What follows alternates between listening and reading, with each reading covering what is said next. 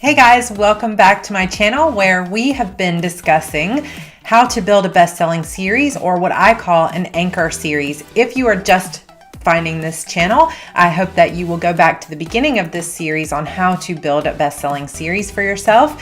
I will link the playlist down for you below and you can follow all the way through. Today we are specifically talking about one of the elements of building an anchor series, which is choosing a clear genre. Okay, so choosing a clear genre. This is a tough one for a lot of us because those of us that are multi-passionate and we like writing about lots of different things, it's sometimes, we follow our imaginations. We write what we love. We're passionate. We're artists. So we want to be able to be free to write what we want, how we want to write it. However, there is an additional element when you're talking about actually packaging and selling books. And that's, you have to find, your readers, and the readers have to be able to find you. And sometimes the readers just may not know that they really want a zombie apocalypse story with witches. They may not realize that, and that could be why they're not finding you. At least I hope that's what the problem is with my zombie witches series. But the other problem with that is that it is not a clearly defined genre. Is it horror? Is it post-apocalyptic? Is it paranormal? Is it young adult? Who knows? I don't even know sometimes where I would place that series. What I'm talking about is my Eternal Sorrows series. This is a series I launched in 2013, and it is by far the lowest sales of any series that I have. And there are very clear reasons for that, because it doesn't fit into a clear genre. It's what I would call a genre mashup, and it has elements of lots of different things. But because I haven't found the right way to package it and to place it clearly in the stores, it just hasn't found its readership. Now, the readers that I have that find it love it, but the problem is they don't know about it, they don't find it, or they read the blurb and they're just not that into it because it's not a clear niche. It's not a clear genre. Whereas my best-selling series, the Shadow Demon Saga, is something that's very clear to define. It is very coming of age, young adult. It has elements of mystery. It has elements of romance, but when I'm marketing it and I'm talking about it, it is a YA contemporary fantasy. It is a YA paranormal mystery. It is very easy when I'm choosing those subjects and those categories on Amazon or iBooks or Google Play. I know exactly where to put that book because it fits clearly into a genre niche, and it follows a lot of the expectations of the genre when readers are going to pick it up. So they identify with it, they relate to it, it's what they expected. And unfortunately, fortunately or unfortunately, reader expectations are a big part of this business.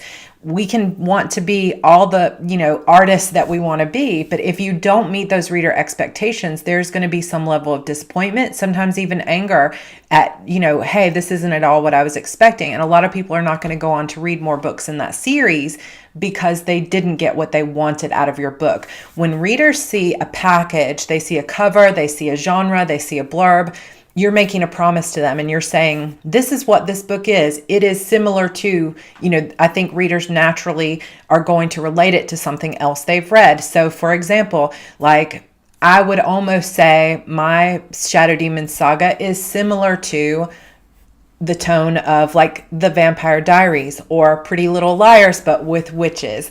It's got that very teen sort of angst coming of age type of story. And it has actually grown over time into something even bigger than what those are, into more of a fantasy style series. But I digress.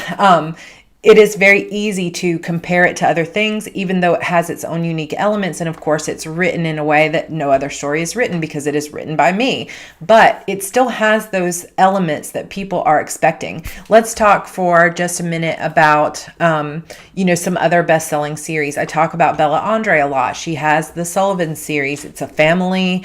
They live, I believe, in California, maybe in the vineyards. I haven't read all of them, but it's family. So when people pick up those books, they're contemporary romances. They have a sweet couple on the front, in an embrace or an almost kiss.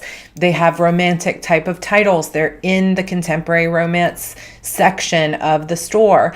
So when readers pick it up, it's a promise that's saying this is going to be a great love story. This is going to have conflict between these two characters. This is going to be contemporary, so it is not going to have witches or speculative elements. It is going to be exactly what you expect. And by the end, there's going to be a happily ever after, because that's what romances do. And when you make that promise to a reader, you have to deliver on it. It doesn't mean that you're copying someone else's story. It doesn't mean that you are trying to be like anyone else, but it does mean that you are fulfilling the promise, that that reader picked it up because they wanted to read something that made them feel a certain way, that made them fall in love with these characters.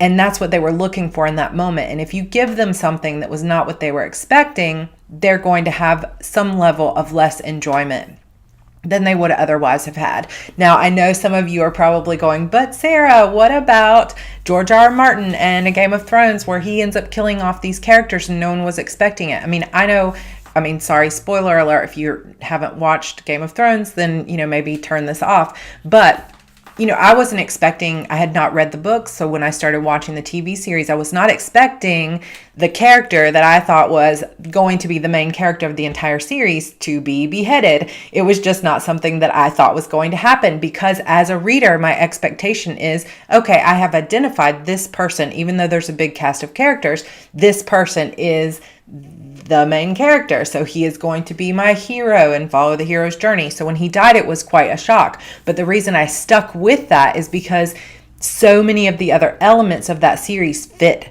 exactly what I was looking for: epic fantasy, world building, characterization, conflict. It had everything else. So if you are going to buck the traditions of the trend in which you're writing, you got to have the skills to do it. So just keep that in mind. That's kind of a little aside to this conversation. But the idea that I want to get across more than anything is, if you are going to build an anchor series, something that you want readers to come in, love so much that they tell other people about it, love so much that they start talking about it, that they're sharing it with other people, and most importantly, love so much that they pick up the next book and the next book and the next book, and they follow you on Facebook and they join your newsletter list and they're following you now and they're part of your tribe. If you want to build that with an anchor series, you need to make sure that the series you are putting all your money on, all your time on, all your focus on, is something that can clearly be defined into a niche or a genre that you can easily say, this is that. This is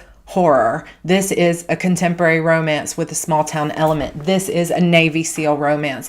This is, whatever it may be, your particular genre. This is an urban fantasy with a kick-ass heroine.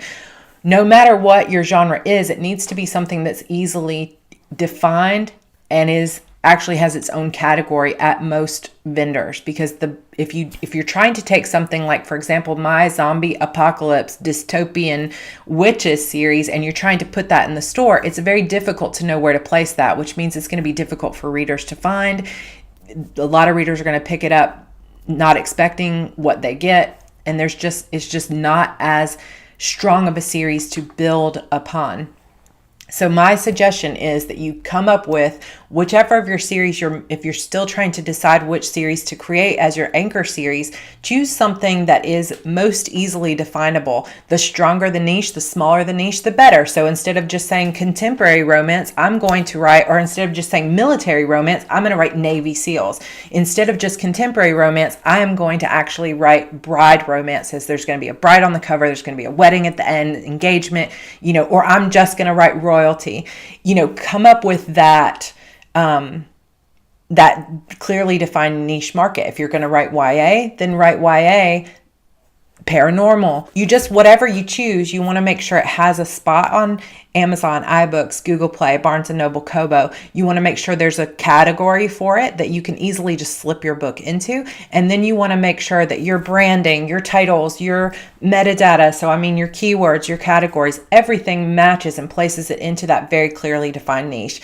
I will go a little bit further into this in my next video, where I will discuss and show you, actually I'm going to do a screen share and show you exactly how you go on to Amazon, iBooks, and these other vendors and actually research and find out what categories they have and where you might fit in by looking at the other books that are in those categories. So if you have any questions, please pop those down below. And I hope this gives you a nice little overview of what it means to have a clearly defined niche or a clearly defined genre and why it's important. So if you did enjoy this video, I hope that you will subscribe to my channel and click that notification bell so that you get notified the minute a new video goes up discussing self-publishing and how to plan your career as a writer. All right, guys, that is it for today, and I will see you in my next video.